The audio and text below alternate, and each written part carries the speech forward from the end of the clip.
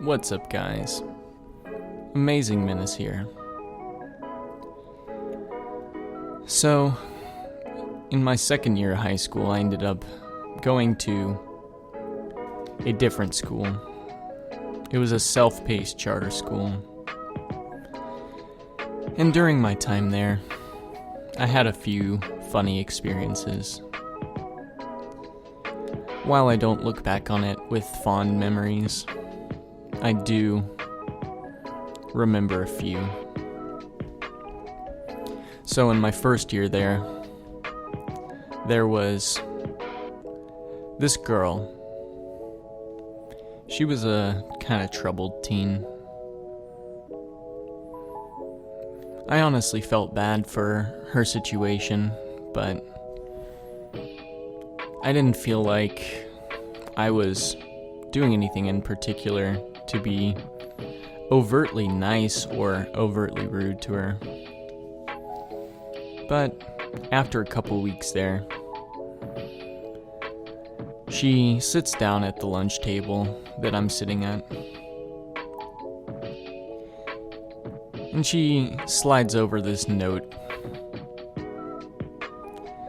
and it basically says, "Hey, I think you're really nice and really kind, and I'll do anything you want to make you mine." And she put little boxes where I could list anything. And I could tell she was vulnerable, so I didn't want to hurt her feelings. So I just kind of tried to avoid her for that lunch, not say anything. But we got towards the end of that day, and she gave me another love note. So, by the time I got back to school the next day, she was sitting at the lunch table, just anxiously waiting to see my response. And because I didn't want to hurt her feelings, I told her that my parents wouldn't allow me to date. But she took this as saying that I wanted to, I just wasn't allowed to. So over the next couple of days, she would sit really close to me. And I know she was in an unfortunate situation, so I didn't hold this against her, but she had this horrendous smell. And it was getting out of hand. She was sitting literally an inch away from me every single day. And finally, I just decided to switch sides, made an excuse like I was gonna go sit by my friend. And she started talking to me. And so I started talking, just making basic conversation. But I had said something relating to my last school that I didn't want to get out. And that's for another story. But she didn't hear me correctly, and she asked me to repeat myself. And I told her that I wouldn't, knowing now that I shouldn't have said anything at all. And she threatened to tell the entire school. So I told her that I was lying, and that everything that I had told her was a lie. And so she looked at me and asked, "Even the part about your parents not allowing you to date?" And I said, "Yes." And she got this hurt look on her face. She never talked to me again, and unfortunately, after that, a few months later, she just stopped trying in school, and then she ended up dropping out. I always felt bad for her, but it's not my job to save everybody. And it's certainly not healthy for me to pretend that I had any interest in somebody who I just wasn't interested in. But that was one of many things at the school. See, this school was self-paced, and we didn't really have teachers the way you would traditionally see. You know, teachers standing up at the classroom and going over lessons. No, it was all centralized around these little workbooks. And I realized the way this is structured is so stupid and simple. And really the only thing I need to do is study the practice test at the end of the book. So I figure out that there's these answer keys, and the students are allowed to use them while they're in school to check their work, make sure everything's correct. But that just takes so much time, actually going through the workbook. And I realize, why am I doing more work than is necessary? So I start running this little scheme where I would slip an answer key into my backpack. And at first, I would just use the actual answer key to fill out the book, but then I realized that's thinking too small. There's too much risk involved. So I start taking the answer key, and it has a few different books worth of answers in it. And I start taking pictures of all of the answer keys. And I got to a point where I could actually get 2 to 3, maybe even 4 workbooks copied within a week, all while getting the answer keys copied over to my computer.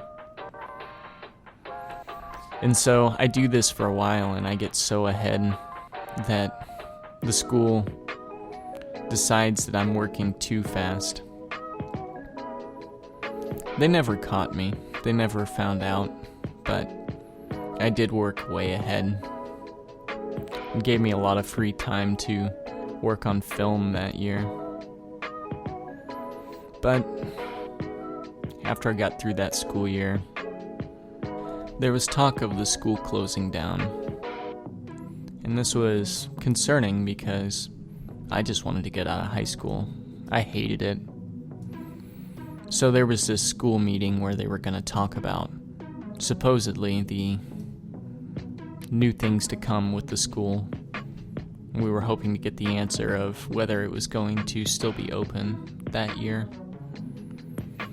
So they bring us out to this new school building where they have this kind of school director briefing everybody on what's going to go down at this new school that they've come up with.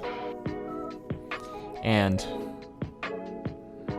when I tell you the presentation was elementary level, I mean, this is a grown adult giving a presentation on this new school. And all he can do is keep repeating over and over that we will love your kids, and it's really important what will happen with your kids when they're alone with us in the classroom.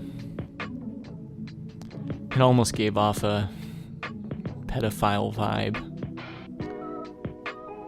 But we sat through that entire briefing, my parents and I, and they never ended up talking about my school. So we left there just frustrated and confused. Anyway, I ended up coming back to that school the next year. It was still open, but they decided they were going to try to make room in that school building for this new school system that they were gonna try. And so we ended up spending the entire school year within this room that the year before was just a storage closet. My entire school year experience was contained within a storage closet. And I was so ahead and continually getting further ahead that I never really had much to do.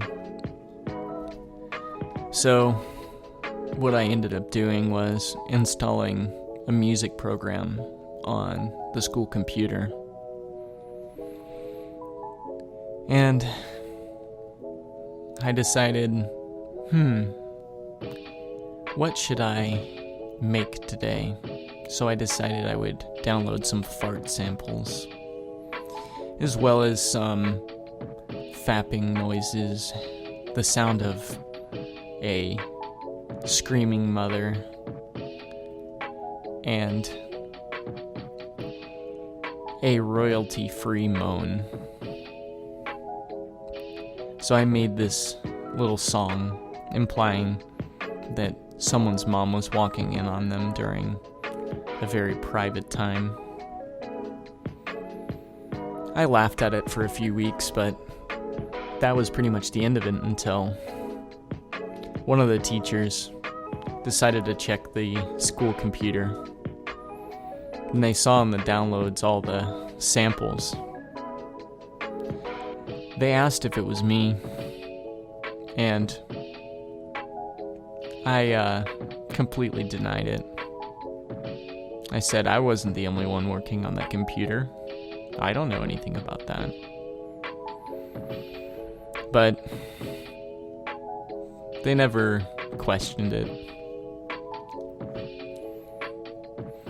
And one time I made this song. It was like an hour long. And it was just a bunch of frequencies at deafening levels. Just distorting and changing.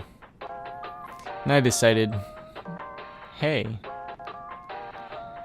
my friend, Logan, I challenged him to listen to it and see if he could endure the pain.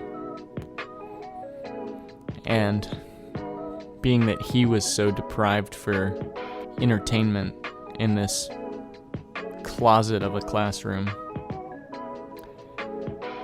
he decided to listen to it. And I could just see the pain on his face. But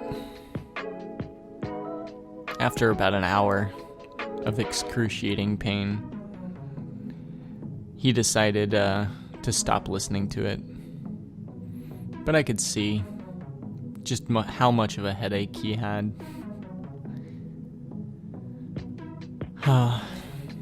That school wasn't fun. I didn't have very many fond memories there. Nothing really entertaining happened. Except for this one kid. See, he was a very interesting kid. Very funny. And he was autistic. I always loved his personality. But he would come out with just the funniest things. Sometimes he would have his little laptop, and he would Google fetish masks. And there was this one time I was sitting at the desk that was facing the wall, just kind of at a right angle from where he was at. And he just whispers to himself, "Dildos." And I turn around at him and start looking at him, just kind of shocked, wondering if he really said that. And he looks at me, and he says, "What?" And I say, "Nothing." And he says, "Is it 'cause I said dildos?" And I said, "Yeah." He was like, "Oh, yeah." But that wasn't by any means the last time he did something funny. See, my friend Logan, he was talking to him about how your internet provider can still see what you search when you're in private mode or in incognito mode. And his reaction was just to say out loud, with the teacher sitting right there, mind you, "My furry porn!" But I have to say, he was one of the highlights of enduring that school. You never knew what he was gonna do or what he was gonna say. He was such an innocent soul. One time, he literally stood up and said to the teacher, "I have to confess, I've been Googling the answers to this." And after that, we weren't allowed to use personal laptops. We had to use the school computers, but it was fine. It was worth it. He didn't get in any trouble, but he was just so himself and so innocent, yet so silly and shameless about what he would say. I miss that guy. But yeah, that's pretty much it. Nothing much happened at that school. I have more funny stories, but I'll save those for another video. That pretty much wraps up that school. So, if you enjoyed, leave a like, let me know what you thought down in the comments. And I'll catch you next time.